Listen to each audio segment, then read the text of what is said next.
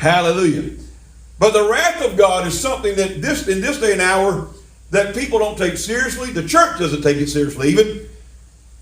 And people scoff at it, or they just ignore it, or they feel like, God's a loving God and he would never allow that. And all that poppycock nonsense and logic. God was very patient. God is very patient. God's always been gracious and patient. And he gave the world at least 120 years. We know at least 120 years. I think a little bit longer than that, like I said before. But at least 120 years of opportunity to be saved. Well, now, if he gave this crowd in Noah's day 120 years, give or take, how many years has he given the world since then? How many years since Christ has God demonstrated grace and patience and long suffering? And yet the world continues to spiral into wickedness.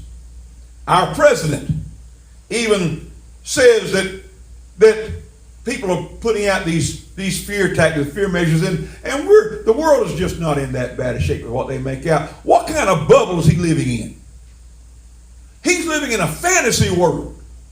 If he can't see how rapidly, it used to be maybe a time or two a year that news that we've been hearing lately was reported. Then it kind of progressed to maybe several times. It didn't progress to a time or two every so often, every month or so. But then it progressed to every month. Now it's progressed to every hour, just about. It is rapidly spiraling. Man is not evolving, he's devolving. Man's not getting better, he's getting worse. He's getting more murderous. He's getting more godless. He's getting more wicked. Jesus said it, because the love of many would wax cold. He said iniquity would abound.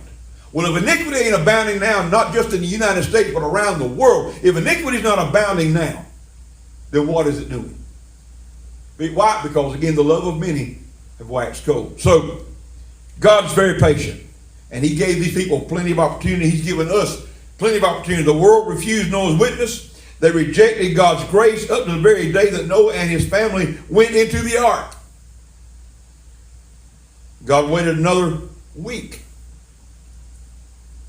But then, how the neighbors must have laughed at Noah. Kind of some same stuff I've been experiencing and others have been experiencing this week. We use common sense in talking about the vote and how they don't approve of how I feel about the vote, and that's their prerogative, that's their right. They have the right to be wrong, but they kind of laugh at you. Oh man, you just aren't, you aren't using common sense. You aren't using. Listen, this is my final authority. I don't care what the political pundits say. I can't help what one party says or another party says. I can't help any of that. This is my final authority. And if it doesn't line up with this, even preachers, God bless them. I love them. Like I said, dear friends of mine, and I love them.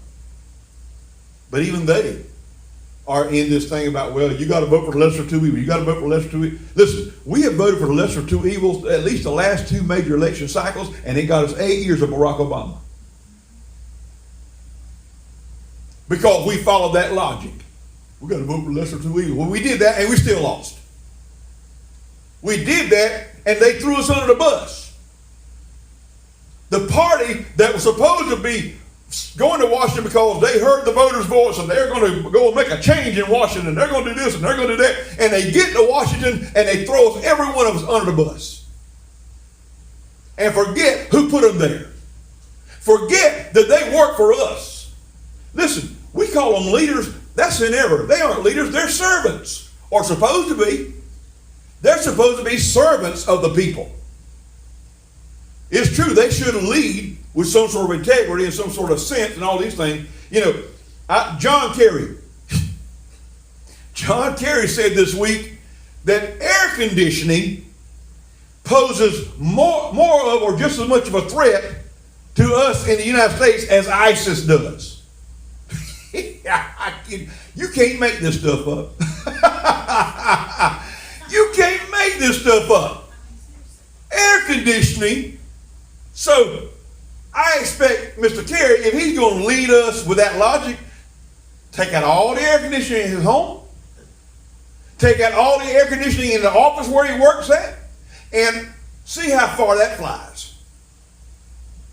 Oh, his logic is this: well, I'll have to have my air conditioning, but the rest of you folks, y'all can do without, because air conditioning is just as dangerous as you. Is what? Yeah. I'll tell you what, I'll take my chance of sitting in an air-conditioned room, kick back in a recliner, drinking a glass of iced tea.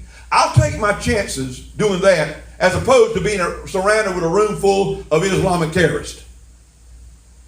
I believe in the air-conditioned room with a glass of iced tea and kick back. I believe I'm exponentially safer than I would be surrounded by a group of terrorists who want to lock my head off. But